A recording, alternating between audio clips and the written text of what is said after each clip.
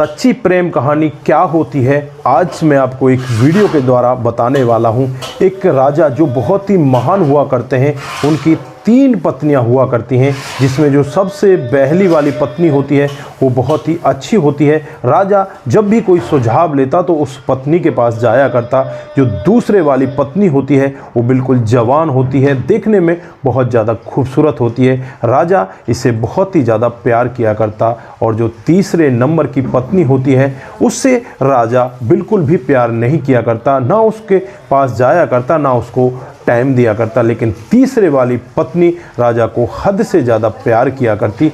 दोस्तों, एक दिन का वाक़या होता है, राजा बहुत ही ज़्यादा बीमार हो जाता है और तमाम तरह के जो वैद्य होते हैं, जो राज्य वैद्य होते हैं या बाहर से भी कुछ वैद्यों को बुला लिया जाता है, वो सभी वैद्य राजा की तबीयत को देखकर कहने लगते हैं कि राजा साहब, अब आप ज़्यादा दिन के मेहमान नहीं हो, अब आप ज़्यादा दिन नहीं जी सकते।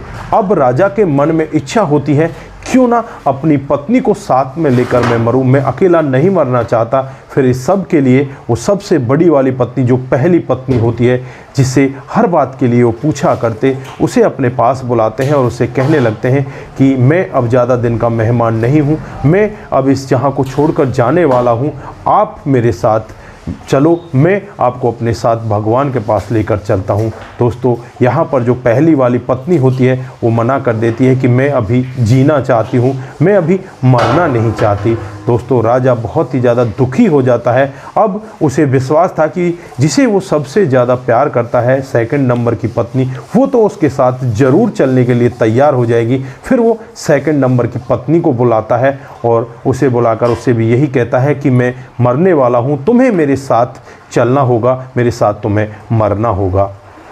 दोस्तों, अब यहाँ पर वो पत्नी उससे कहने लगती है कि मैं तो अभी जवान हूँ, मैंने तो कुछ देखा ही नहीं, मैं तुम्हारे साथ नहीं चल सकती, मैं तुम्हारे साथ नहीं मर सकती, मैं यहाँ पर तुम्हारे जाने के बाद दूसरी शादी कर लूँगी और उसी के साथ अपने जीवन को आगे बिताऊँगी, मैं तुम्हारे साथ नहीं जा सकती। दोस्तों, राजा जब यहाँ पर इतना वाक्य सुनता है तो वो बहुत ही ज़्यादा दुखी हो जाता है। दुखी होकर मन ही मन सोचने लगता है कि यार, तीसरी पत्नी के पास तो तू जाता ही नहीं, वो भी मना ही करेगी, उससे तुझे पूछना ही क्या है। अब वो दुखी होकर अपने एक भवन में बैठ जाता है और वहीं पर बैठकर सोचने लग जाता है कि तूने जितना प्यार इन 2 रानियों को किया, अगर ये रानी तेरे से जरा सा भी प्यार करती तो तेरे साथ चलने के लिए हाथ तो भरती, लेकिन उन्होंने साफ मना कर दिया। दोस्तों, जो तीसरी वाली पत्नी होती है उसे उड़ती उड़ती खबर जाकर पता चलती है कि उसका पति बहुत ज़्यादा बीमार है और वो ये चाहता है कि उसके साथ कोई उसकी पत्नी मरे और उसके साथ भगवान के पास जाए। तो दोस्तों, इस सब के लिए वो तीसरी वाली पत्नी राजा के पास पहुंच जाती है और राजा से कहने लगती है कि राजा साहब, आपको परेशान होने की ज़रूरत नहीं है, मैं आपके साथ चलना चाहती हूँ, मैं आपके साथ मरना चाहती हूँ। यहाँ पर राजा उसकी तरफ देखने लगते हैं और कहने लगते हैं कि मैंने तो तुम्हें कभी भी प्यार नहीं किया, फिर भी तुम ये सब क्यों करना चाहती हो। दोस्तों, अब यहाँ पर वो कहती है कि तुमने किया हो या ना किया हो, लेकिन मैं तुमसे हद से ज़्यादा प्यार करती हूँ और तुम्हारी खुशी के लिए मैं कुछ भी कर सकती हूँ।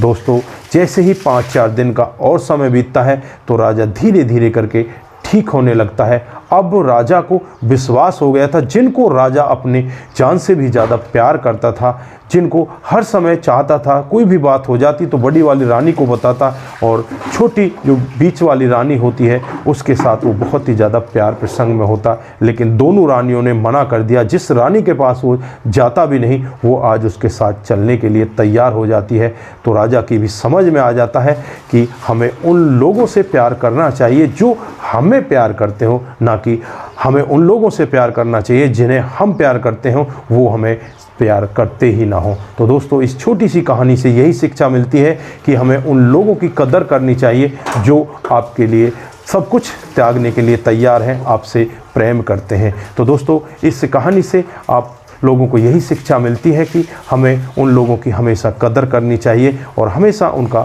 ध्यान रखना चाहिए। आप लोग क्या सीखे, एक बार ज़रूर कमेंट बॉक्स में बताएं। तो आज के लिए बस इतना ही, फिर मिलते हैं किसी नए मोड के साथ। तब तक के लिए आप अपना ख्याल रखें, परिवार का ख्याल रखें, सतर्क रहें, सावधान रहें। नमस्कार, जय हिंद, जय भारत।